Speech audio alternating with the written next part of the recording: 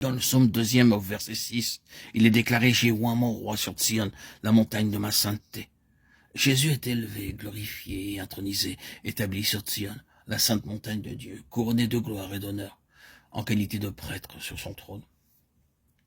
Quelle est la conséquence de tout cela?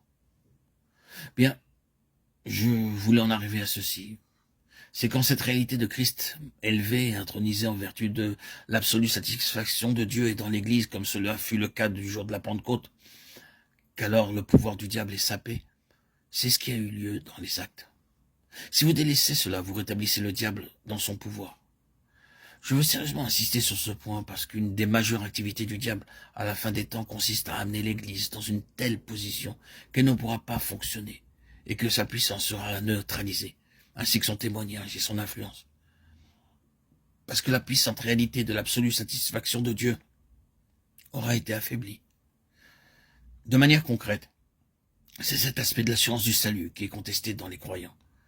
Beaucoup parmi vous n'ont probablement pas de problème concernant cette question, mais je doute que vous parveniez au bout de votre course sans subir un seul des assauts perfides de l'ennemi, dans le but de saper votre ferme assurance. Il se peut qu'il ne vise pas directement l'assurance du salut, il peut s'insinuer d'une autre manière pour saper votre confiance en Dieu, ou même pour voler vos convictions à l'égard de Dieu. Mais c'est cela qui est le cœur et la nature même de la bataille de la foi. Nous devrons être confrontés à cette bataille de la foi jusqu'au terme de notre voyage. En réalité, elle deviendra de plus en plus sévère et intense. La foi va être testée de plus en plus, et quand elle triomphera en transcendant le conflit, il y aura la victoire. Sur quel terrain la foi sera testée? C'est sur le terrain de notre relation même avec Dieu, et de l'attitude de Dieu envers nous, que la foi sera mise à l'épreuve. La concentration des forces de l'ennemi veut interférer dans notre relation avec Dieu. Quel est notre unique lien avec Dieu? C'est le Seigneur Jésus.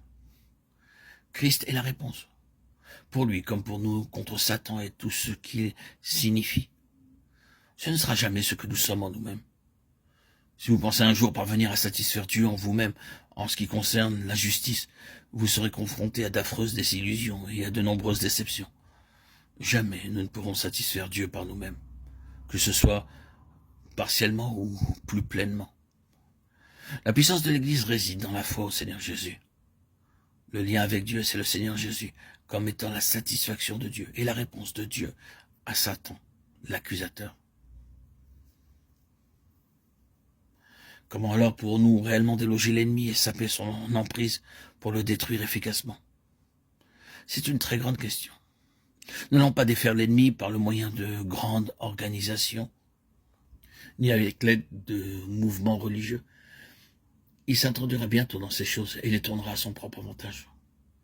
Nous n'allons pas le faire avec ce qui peut être dit ici, dans ces lignes.